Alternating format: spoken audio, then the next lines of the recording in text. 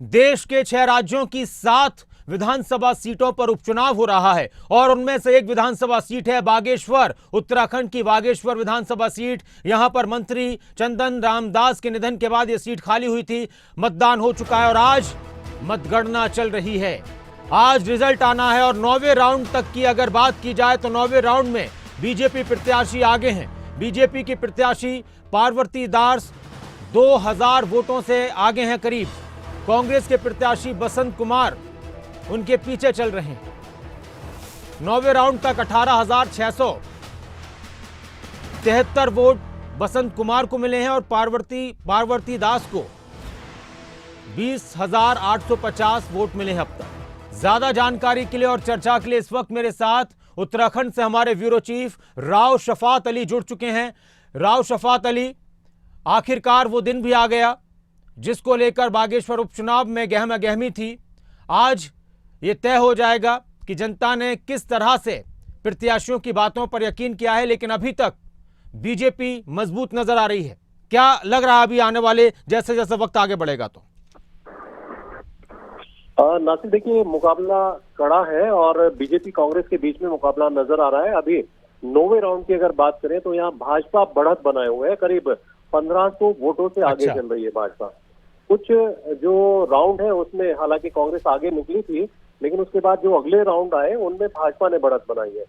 14 table लगाई गई है, हाई सिक्योरिटी जोन बनाया गया है डिग्री कॉलेज में, जहाँ इस वक्त जो गिनती है वो चल रही है और 5 प्रत्याशी चुनावी मैदान में थे, लेकिन बीजेपी और कांग्रेस ही आगे पीछे चल रही है और बहुत जल्द उम्मीद है कि कोई फैसला आ सकता है, क्योंकि अभी 9वां राउंड है जिससे मैं जिक्र कर रहा हूँ, चर्चा कर रहा हूँ। इसमें करीब 1500 वोटों से अभी भाजपा बढ़त बनाए हुए हैं। जी, अच्छा, 15 से 2000 के करीब भाजपा ने बढ़त बना ली है। अगर आप बता पाएं राव शफात अली की, पिछली बार जब चंदन रामदास जीते थे तो क्या इसी तरह का कड़ा मुकाबला था या अब बहुत ज्यादा कड़ा हो चुका है मुकाबला?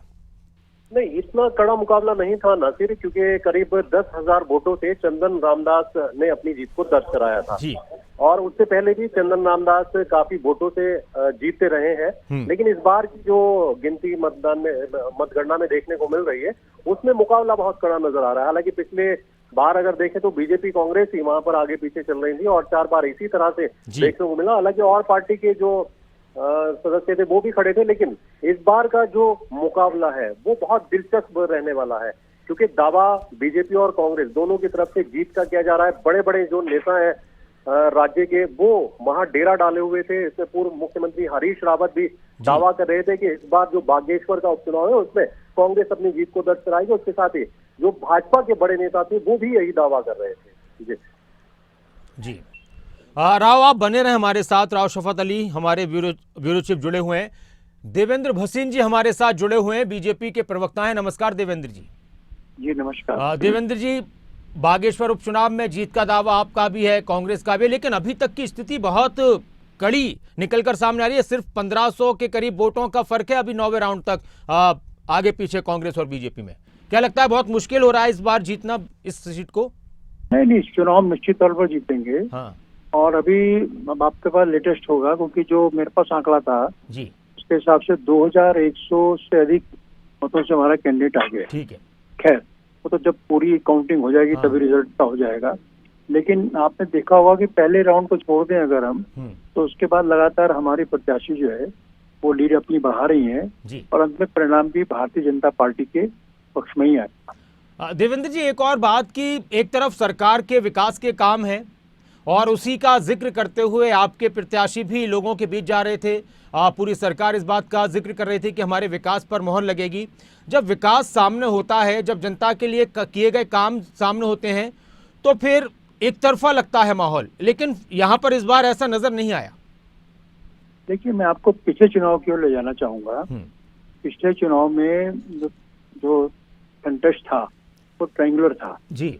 उसमें भारतीय जनता पार्टी थी, आम आदमी पार्टी के यही बसंत कुमार जी जो उसमें कांग्रेस के हैं वो थे और कांग्रेस प्रत्याशी थे।